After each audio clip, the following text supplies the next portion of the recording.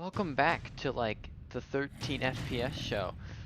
This is the second episode in the Let's Play of my quarantine right now. I just finished up school and yeah, let's do it. Last episode, remember we kind of set up this camp and hold up a second.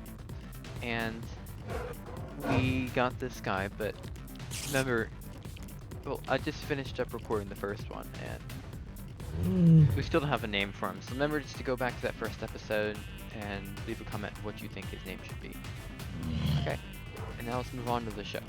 With the show today, I went out for a little bit and got pumpkins, but that was it. I just kind of looked around a little bit. Okay, but first I want to set up a farm. This looks like a good spot to put the farm, right? Yeah, this looks pretty good. A temporary farm, at least. Okay, so first of all, I want to clear out all of this snow.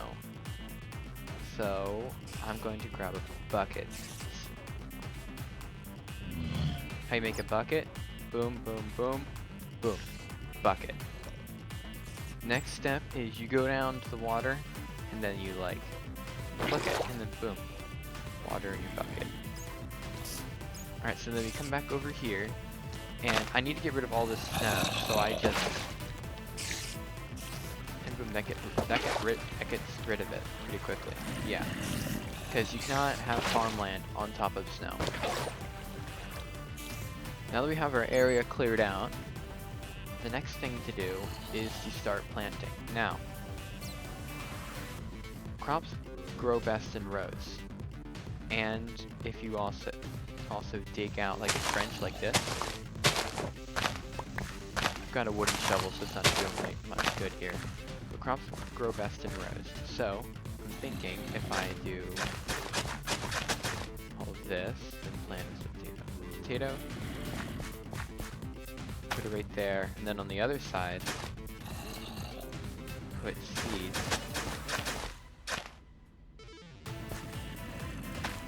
That should be rolling stonks in soon. And then another trick you can do is create an infinite water source. Now, an infinite water source, you might ask, would be this. So if you dig out a 2x2 area like that, put one water right there, and then go grab more water. Then go to the opposite corner that you placed water in, and place water there. And then boom, you can take water out as many times as you work. However, this trick will not work with lava.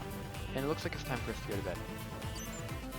This is your most basic infinite water source. Now, you may ask, how can you create one over here? Well, that's simple. You place water there, and then you, not this block, the next block, you place water there. And then you can just... Oops, I messed up something. Yeah, like that. And then, boom. We have a basic farm. I think there might be a spawner right below us in the cave. Either that, or it's just messing with us, because this is on hard mode, but... Okay. It's somewhere over there.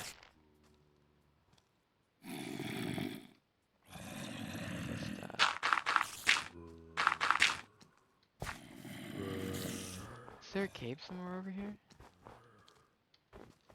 Oh...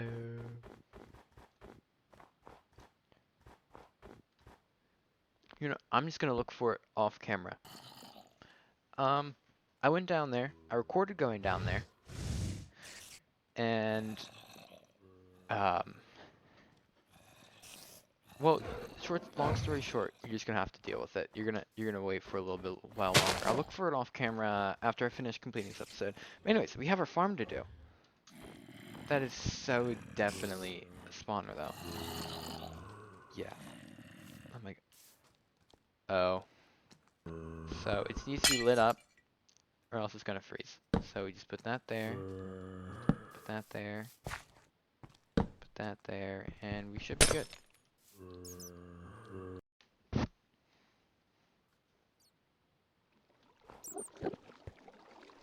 Yeah. What the? What? This is... What the heck? Guessing this is weird biome generation, right? Cause like... I fall right through that. That is weird. Weird. Okay. Anyways, to build a base, what you want to do, you want to get to build in mind. So your build palette, okay? How you want your build to look, what do you want it to like look like, what structure do you want it to have. Then next you want to terraform. Terraforming is adjusting the land around you to fit what you want, basically. So like, if I were to, I probably will. So if I wanted to make this all flat, I just fill this in with dirt so that way it all looks flat. The next, and also terraforming would be, okay, would be getting rid of like grass and stuff. That is also terraforming. I did that too quickly. Like that. With the exception of like a few spots, I'd say we terraform this pretty well, right? Yeah. I don't think I need a build that's like incredibly large for, especially if it's just your starter house that you'll eventually move out of anyways, because you'll get a storage building that you'll run away with. So I realized I wasn't gonna have enough blocks for this next step, so I terraformed a little bit more, as you can see, but I think I should be fine now. The next step you want to do is find your outline of the build. It's like basically how you want the build to be built. So I want it to be facing, is this like the sea? Yeah. I think I'm wanting to like have it like build up here, like have a little like staircase up into the build. I'm guessing this will be like the side of the build, I think. Yeah. So if I have this 1, 3, 4, that means the build is going to be a little bit off the ground. That's just giving me room. I don't think we need this though. So this will be like towards the side. Then I'm thinking I want to like come out like 2 blocks. No, 3. Keep it odd. Always keep it odd, never keep it even.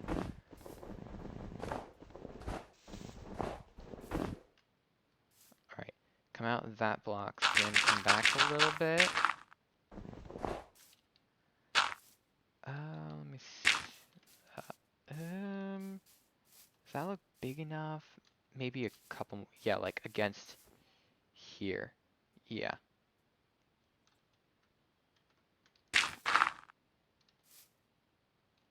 Okay. Looks like we're gonna need more blocks. Okay. Have more blocks. Maybe I should come over here and see how far I want it to come out.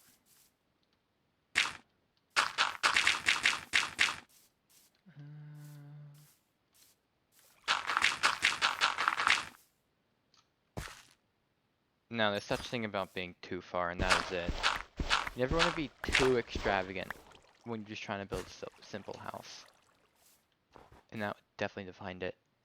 Maybe 2 more blocks in, and 3 blocks. Yeah, that looks good.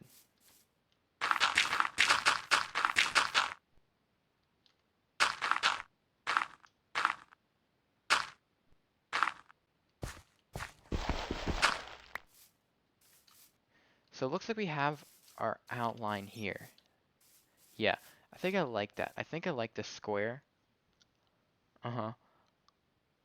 Yeah. Then we just need to gather resources and figure out what the color palette should be. For one of the um, items in my color palette, I'm actually going to use stone. Well, specifically stone brick, but stone can be created by putting cobblestone in the furnace and then smelting it down.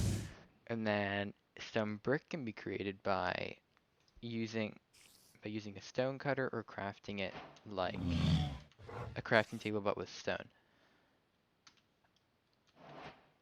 So I think I'm gonna need a lot of it. So I might do some strip mining. And what strip mining is basically going mining into the ground. The benefits of this, you can get ores like iron, diamond, and gold and lapis and stuff like that that you'll need later on. Because we're not going to be using stone tools forever. That would absolutely suck. So you need to go down. Specifically, if you want anything, you want to get lower than Y level 12. That's where you find every ore. So right now we're at Y level 74. So it looks like we have a while to go. Now, if you were to do this, you can come across a problem like this, where it's very dark. You cannot see anything. So, you want so like I said before, you can make a torch and bring light. Now, if you have Optifine, all you have to do is hold the torch, and you should be okay. I think if I nab that torch, everything should be okay over here. See how everything lights up in front of me? That's how epic Optifine is. It is absolutely fantastic. I completely recommend it for anybody who wants to see smoother gameplay.